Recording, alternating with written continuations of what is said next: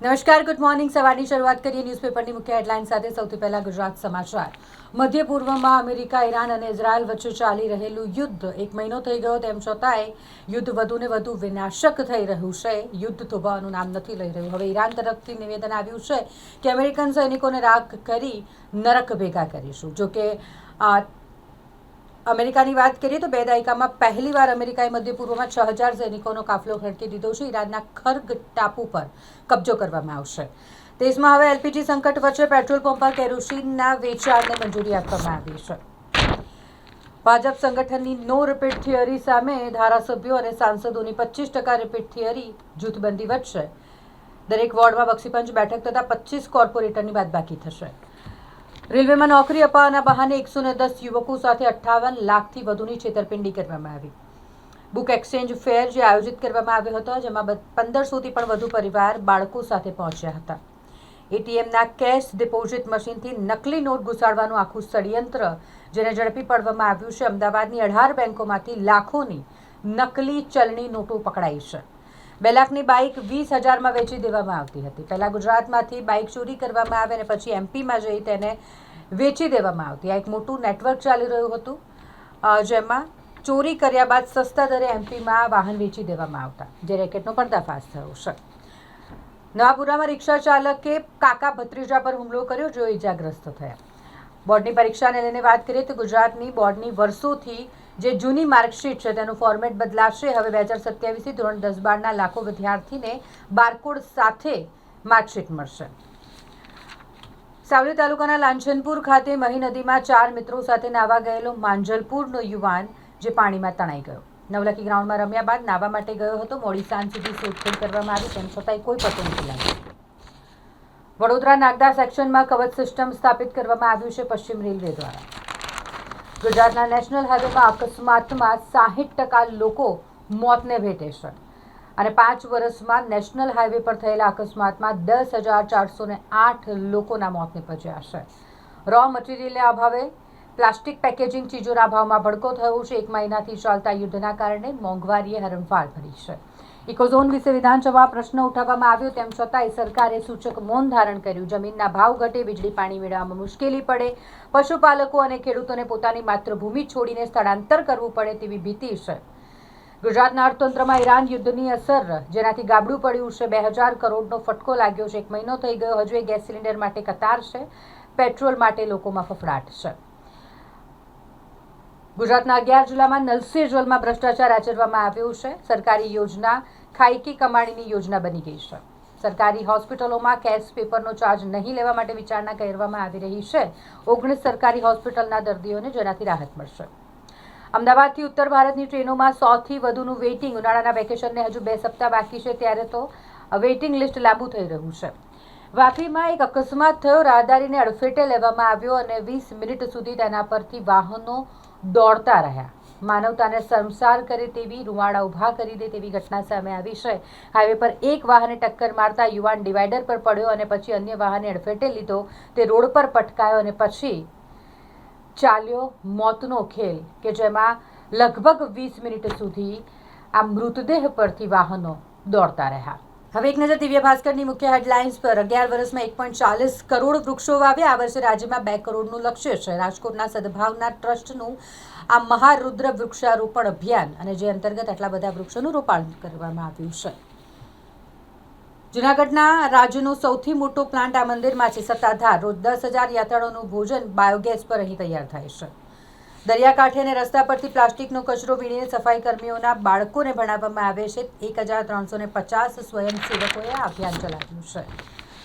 ટ્રમ્પે ઘેરાવ કર્યો છે. ઈરાન યુદ્ધના વિરોધમાં અમેરિકામાં 80 લાખ લોકો રસ્તા પર ઉતર્યા છે. રાજીનામાની માંગ કરે છે.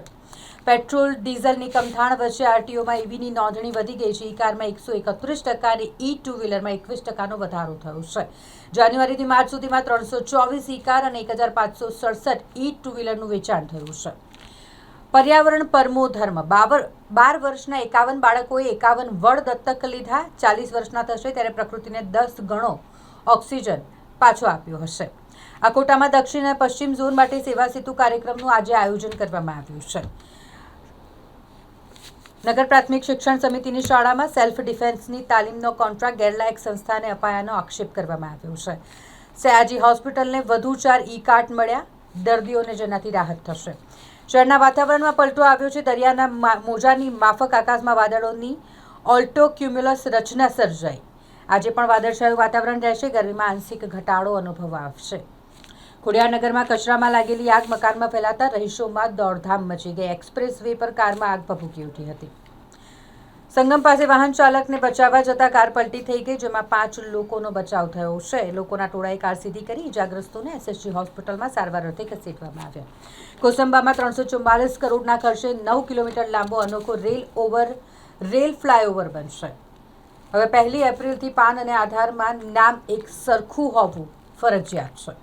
એક નજર ગુજરાત મિત્રની મુખ્ય હેડલાઇન્સ પર. સમગ્ર અમેરિકામાં નો કિંગ્સ રેલીનું આયોજન થયું અને જેમાં મોટી ભીડ ઉમટી પડી. ઇંધણ એલપીજી પુરવઠો સુનિશ્ચિત કરવા સરકાર 2 પગલાં ઝડપી બનાવ્યા છે. લોકોને પેટ્રોલ, ગેસ વગેરેની ગભરાટભરી ખરીદીઓ નહીં કરવા માટે વિનંતી કરવામાં આવી છે. કાશ્મીર, હિમાચલ પ્રદેશના પર્વતીય વિસ્તારોમાં નવેસરથી હિમવર્ષા. નીચાણવાળા અને મેદાની વિસ્તારોમાં હળવો વરસાદ થયો. પંજાબમાં પણ વરસાદ. દિલ્હી માટે યલો એલર્ટ જાહેર કરાયું છે. સાઉદી, ઇજિપ્ત અને તુર્કીના વિદેશ મંત્રીઓ પાકિસ્તાન પહોંચ્યા છે. પશ્ચિમ એશિયામાં તણાવ ઘટાડવા માટેની 2 દિવસ ચતુષ્કોણીય સમિટમાં ભાગ લેવા માટે તેઓ પાકિસ્તાન પહોંચ્યા છે. રૂપિયાની નબળાઈથી વિદેશમાં ભારતીયો પરંપરાગતની સાથે વિચિત્ર પાર્ટ ટાઈમ જોબ પણ કરવા માંડ્યા છે. ઈરાનના હુમલામાં નુકસાન પામેલા અમેરિકી વિમાનની તસવીરો સામે આવી છે. દુબઈમાં હુમલાઓના ફોટો, વિડીયો બનાવવા બદલ 70 બ્રિટિશરો જેલ ભેગા થયા. અફઘાનિસ્તાનમાં ખરાબ હવામાનને કારણે 17 લોકોના મોત નીપજ્યા, 26 ઘાયલ થયા. માઇગ્રન્ટ્સની હકાલપટ્ટી માટે યુરોપિયન દેશોએ ટ્રમ્પ જેવી નીતિ અપનાવી છે. દેશની શાળા કોર્ટમાં બોમ્બ ધમકીના સંદેશા મોકલનાર મૈસૂરના શખ્સની ધરપકડ કરવામાં આવી છે. એરલાઇન્સ 20 એપ્રિલથી વિમાનોમાં 60% બેઠકો વધારાના ચાર્જ વિના ફાળવશે. હાલમાં 20% બેઠકો જ ફ્રી ઓફ ચાર્જ બુક કરી શકાય છે. પીએમ મોદીના ત્રિશુલ રોડ શોમાં વિશાળ જનમેદની ઉમટી પડી હતી. હિમાચલમાં ડ્રાઈવરે છત્રી પકડીને વરસાદમાં બસ ચલાવી, જેનો વિડીયો વાયરલ થઈ રહ્યો છે. સુરતમાં ડ્રીમ સિટીથી અલથાણ 8.5 કિલોમીટરમાં મેટ્રોનો ટ્રાયલ રન થયો. ઉદ્યોગપતિ વિજયપત સિંઘાનિયાનું નિધન થયું. મુંબઈમાં તેઓના અંતિમ સંસ્કાર કરાયા. એક નજર લોકસત્તા જનસત્તાની મુખ્ય હેડલાઇન્સ પર. ઈરાને અમેરિકી કમાન્ડરોના ફોટા જાહેર કર્યા અને કહ્યું કે આ ક્રૂર લોકો 168 બાળકોના હત્યારા છે. સાઝરે તૈયબા ગર્લ્સ સ્કૂલ પર 1, 2 નહીં પરંતુ 3 ટોમાહોક મિસાઇલો છોડાઈ હતી. ઇસ્લામાબાદમાં 2 દિવસીય બેઠક. સાઉદી, તુર્કી અને ઇજિપ્તના વિદેશ પ્રધાન ભાગ લઈ રહ્યા છે. પાકિસ્તાનમાં ગામડા અને શહેરોમાં 250 મિલિયન લોકો ભૂખમરાથી પીડિત છે. દેશની સામાજિક નીતિ અને વિકાસ કેન્દ્રના અહેવાલ મુજબ આ હકીકત સામે આવી છે. ઇંગ્લેન્ડમાં પૂરપાટ ઝડપે જતી કારે રાહદારીને કચડી નાખ્યા. એનઆરઆઈની ધરપકડ કરવામાં આવી છે. FBI ડાયરેક્ટર કાશ પટેલનું ઈમેલ લીક. ગુજરાતના બેંક એકાઉન્ટના કનેક્શન ખુલ્યા. વડોદરાની HDFC બેંકની વિગતો લીક થયાની આશંકા છે. ઉત્તર કોરિયાએ સુપર પાવર મિસાઇલનું પરીક્ષણ કર્યું છે. કુર્દિસ્તાનના રાષ્ટ્રપતિ નેશિરવાન બરાઝાનીના ઘર પર ડ્રોન હુમલો કરવામાં આવ્યો.